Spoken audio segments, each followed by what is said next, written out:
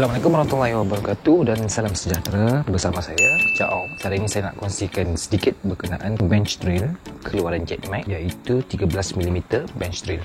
So basically JetMax mengeluarkan dua bench drill, yang mana salah satunya adalah yang ini 13mm, kemudian satu lagi 16mm. Jadinya what is the difference? So 16mm dia punya cap akan lebih besar ataupun boleh masuk drill bit yang lebih besar lah sehingga 16mm. So yang ini 13mm, the difference between the price, harga dia sangat berbeza, yang mana 13mm ni boleh dapat dalam 200 lebih hingga 300, yang 16mm boleh pergi sampai 700. So menjawab persoalan sama ada untuk membeli 16mm ke ataupun 13mm, so bagi saya untuk DIY project basically just cukup hanya 13mm, sebab jarang lah kita nak buat produk berdasarkan kayu ataupun besi yang menggunakan lebih daripada 13mm punya lubang. 16mm tu besar. So bench drill ni dia menggunakan pulley system, kat sini ada motor dia.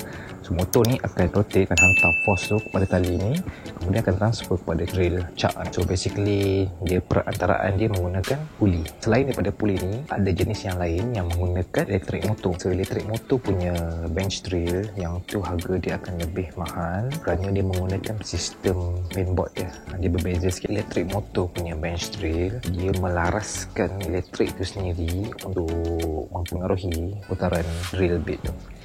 Basically yang adjust dia punya kelajuan, dia punya speed untuk bench drill tu adalah melalui elektrik. So yang ni kita manual, kita boleh adjust dia punya tali untuk set berapa kelajuan yang kita nak, dari segi ketahanan mana yang lebih tahan. Dari pengalaman saya, yang jenis pakai pulley ni dia lebih senang dijaga, so maintenance dia tak tinggi. Kalau ada apa-apa rosak pun biasanya tali dia akan rebuat ataupun putus lah bila sampai satu tahap. So kita boleh tukar dia punya tali. Tapi kalau yang jenis elektrik motor tu, kalau dia rosak memang makan modal. Daripada review yang orang guna selepas 5 tahun 10 tahun, ramai mengatakan untuk pulley system ni lebih better lah dari segi ketahanan. Untuk material yang digunakan mostly made out from metal. So dari segi base, dia punya casing dia ni pun semua daripada metal, kecuali dia punya atas ni daripada aluminium.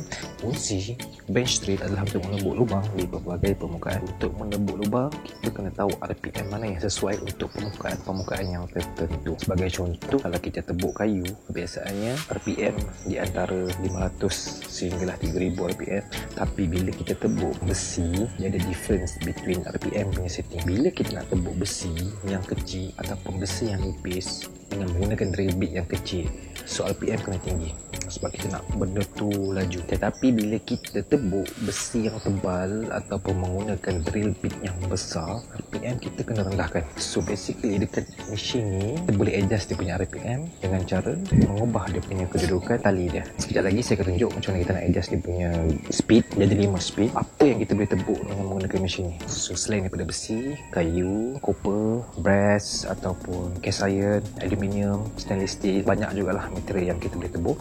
Cuma kita kena tahu cara nak setting dia punya speed dan pemilihan drill bit sendiri. So untuk pasang cap senang je, India pakai sistem plug in saja macam ni. Kemudian ketuk dengan kayu sampai agak-agak dia ketat. Dah agak-agak dia dah ketat, cuba test sikit. Macam ni. Okey. Dan untuk cabut pun sama juga, ambil kayu, ketuk daripada atas. Bila sampai masa kita nak kena tukar cap dah loose. Macam tu je cara dia. Sini ada dia punya skru. Ini untuk adjust berapa jauh cap ni boleh pergi bila kita tarik. Contohnya macam ni, bila saya tarik sampai sini, so dia akan sangkut dekat skru ni. Boleh main lah, boleh adjust dia punya level dia. Swiss je, on and off, itu saja. Untuk adjust dia punya speed, pertama kita tengok dulu ada 5 speed. Yang paling tinggi adalah 2580, kemudian yang paling rendah 515. Dia punya RPM dia lah. So basically untuk RPM yang paling rendah untuk besi yang tebal. Sekarang kita nak adjust ke RPM yang paling rendah, iaitu level nombor 1. So macam mana nak adjust dia punya belt?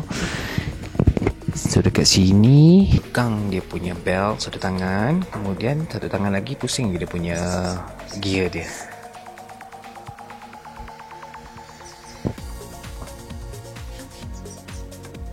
Okay, adjust sampai atas. So kalau tengok sini, ini yang speed nombor 1 lah, paling slow. kemudian baru adjust gear yang belakang. Okey, itu saja.